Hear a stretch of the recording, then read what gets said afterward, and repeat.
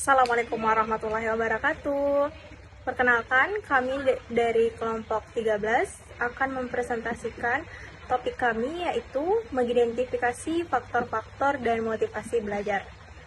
Perkenalkan, saya sendiri Suci Nur Syabani dengan NIM 23035151 dengan teman saya Nur Fitri Ramadhani dengan NIM 23035150.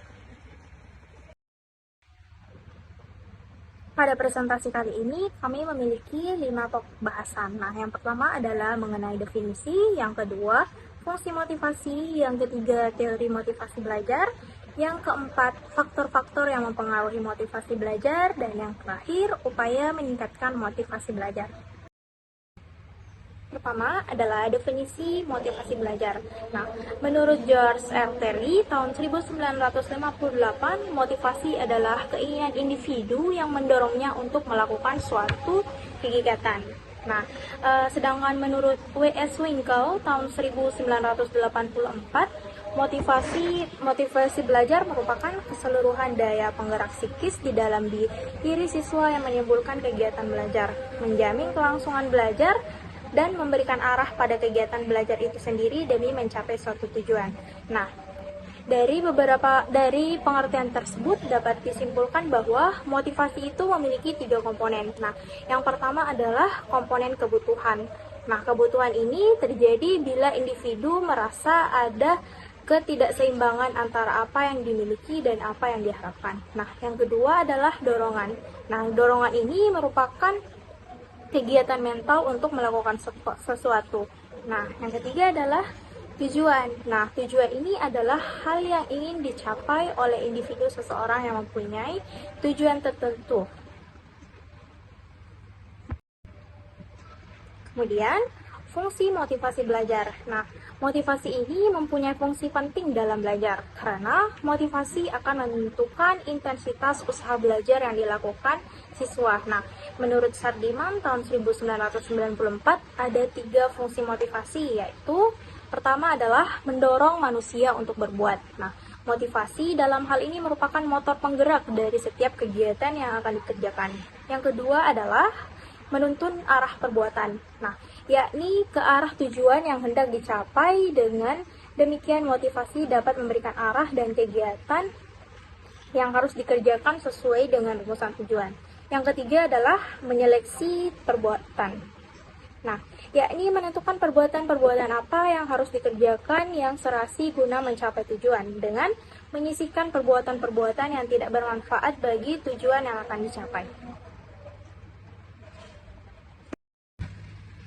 Selanjutnya, teori motivasi belajar. Nah, teori motivasi belajar ini terdiri dari 2 pendekatan, yaitu pendekatan isi dan pendekatan proses. Nah, pendekatan isi atau teori isi ini adalah untuk memahami kebutuhan manusia dan bagaimana individu dengan berbagai kebutuhan merespons situasi yang berbeda. Nah, kebutuhan ini adalah sesuatu yang dibutuhkan untuk kelangsungan hidup. Nah, sedangkan pendekatan proses ini adalah teori motivasi proses ini memandang bahwa setiap pekerja akan mau bekerja dengan giat apabila ia mendapatkan imbalan. Dengan demikian, harapan yang diperoleh menjadi daya penggerak yang memotivasi semangat kerja. Nah, jika dihubungkan dengan proses pembelajaran, siswa itu akan lebih semangat belajar jika diberikan hadiah atau suatu pujian. Nah, langsung saja pada pendekatan isi itu terdapat 3. Yang pertama, teori hierarki kebutuhan Abraham Maslow. Yang kedua, teori IRG. Yang ketiga, teori kebutuhan MC Slan. Nah, kemudian untuk pendekatan proses ada teori harapan dan teori penetapan tujuan. Nah, untuk lebih jelasnya, pada teori hierarki kebutuhan Abraham Maslow ini dapat dilihat sendiri pada layar terdapat piramida kebutuhan. Nah, jika teori ini diaplikasikan pada pembelajaran atau untuk meningkatkan motivasi belajar, nah yang pertama adalah kebutuhan fisiologi. Nah, dalam memenuhi kebutuhan fisik, Nah, sekolah ini atau tempat belajar harus menyediakan fasilitas seperti kantin bersih dan sehat, ruangan kelas yang nyaman, toilet yang bersih dengan jumlah yang memadai, waktu istirahat yang cukup, dan lingkungan belajar yang kondusif. Kemudian, kebutuhan akan keamanan. Nah, kebutuhan akan rasa aman dapat dipenuhi melalui mempersiapkan pembelajaran dengan baik, materi pembelajaran, media pembelajaran, sikap guru yang menyenangkan, tidak menghakimi dan tidak mengancam, mengendalikan perilaku siswa di kelas, menegakkan disiplin dengan adil, konsisten, expectation, lebih banyak memberikan penguatan perilaku melalui pujian, atas segala perilaku positif siswa daripada memberikan hukuman negatif. Nah, kemudian untuk kebutuhan akan memiliki dan kasih sayang. Nah, kebutuhan ini dapat dipenuhi melalui hubungan antara guru dan mahasiswa.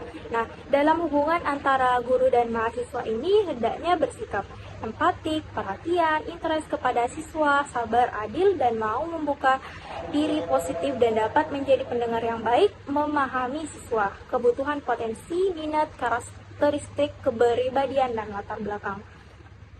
Nah, kemudian hubungan antara siswa dengan siswa. Dalam hubungan antara siswa dengan siswa dapat dilakukan dengan cara mengembangkan situasi yang memungkinkan terciptanya kerjasama mutualistik dan saling terpercaya di antara mahasiswa, mengembangkan diskusi kelas, mengembangkan unit kegiatan siswa, dan kegiatan lainnya yang dapat menjalin hubungan keakraban antara siswa dengan siswa. Nah, kemudian kebutuhan akan penghargaan. Kebutuhan akan penghargaan ini seperti mengembangkan pengetahuan baru berdasarkan latar belakang, pengetahuan untuk membantu memastikan keberhasilan. Nah, mengembangkan sistem pembelajaran yang sesuai dengan kebutuhan, fokus pada kekuatan aset dan fokus pada kekuatan dan aset siswa, mengembangkan metode pembelajaran beragam, mempertimbangkan kebutuhan dan kemampuan mahasiswa mempertimbangkan kebutuhan dan kemampuan siswa ketika merencanakan dan melaksanakan pembelajaran. Kemudian, untuk kebutuhan akan aktualisasi diri dapat dilakukan dengan cara memberikan kesempatan kepada para siswa untuk melakukan yang terbaik, memberikan kebebasan kepada mahasiswa untuk menggali dan menjelajahi kemampuan dan potensi yang dimilikinya, menciptakan pembelajaran yang bermakna, dikaitkan dengan kehidupan nyata, perencanaan dan proses pembelajaran yang melibatkan aktivitas metakognitif siswa dan proses pembelajaran yang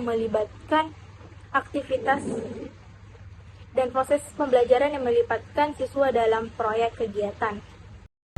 Teori ERJ, Existence, Relatedness, and Growth, Robbins dan Judge menjelaskan bahwa teori ini dikemukakan oleh Slayton Alderfer.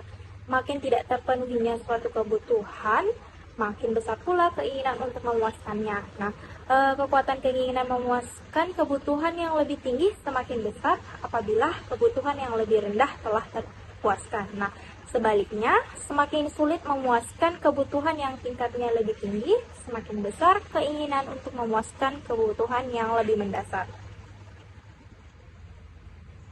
Teori kebutuhan MC Selen. Nah, teori ini menyatakan bahwa ada 3 kebutuhan yang dapat digunakan untuk menjadi motivasi. Nah, yang pertama itu adalah kebutuhan pencapaian atau need achievement, yaitu dorongan untuk melebihi atau mencapai standar-standar dan berusaha keras untuk berhasil. Nah, karakteristik individu yang memiliki kebutuhan akan prestasi tinggi yaitu lebih menyukai pekerjaan-pekerjaan yang membutuhkan tanggung jawab pribadi, umpan balik, dan resiko tinggi. Kemudian ada kebutuhan akan kekuasaan atau need for power, yaitu kebutuhan untuk memiliki pengaruh. Nah, menjadi berpengaruh dan mengendalikan individu lain.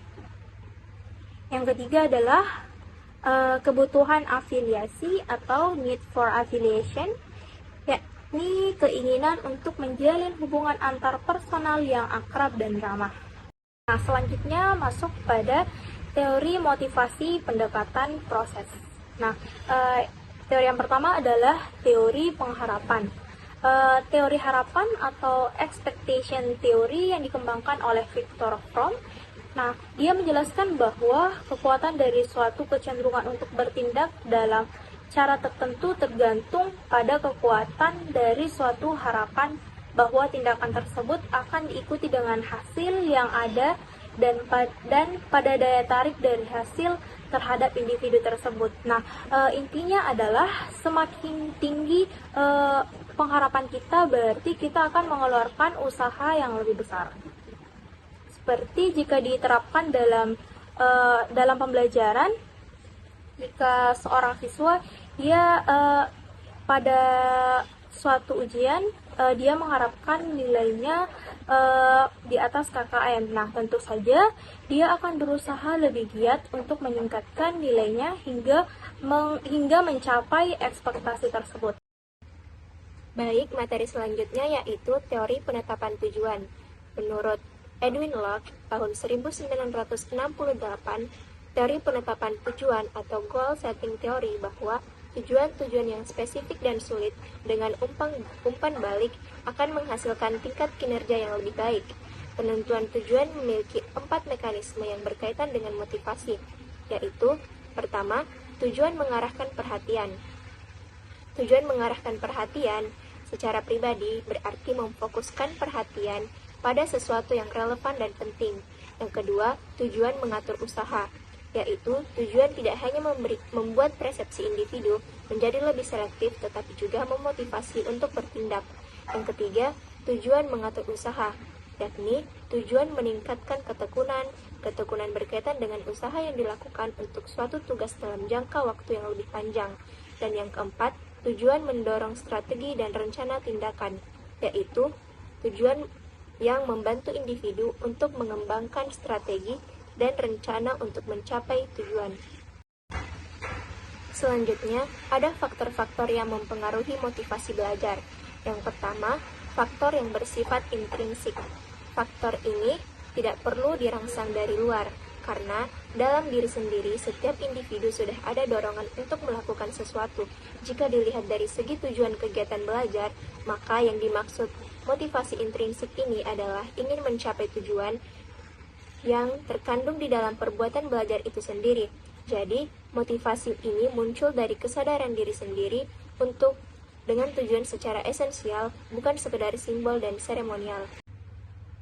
Yang kedua yaitu faktor yang bersifat ekstrinsik, di mana faktor ini perlu adanya perangsangan dari luar. Misalnya, seseorang belajar karena besok akan ujian, dengan harapan mendapat nilai yang lebih baik dan pujian.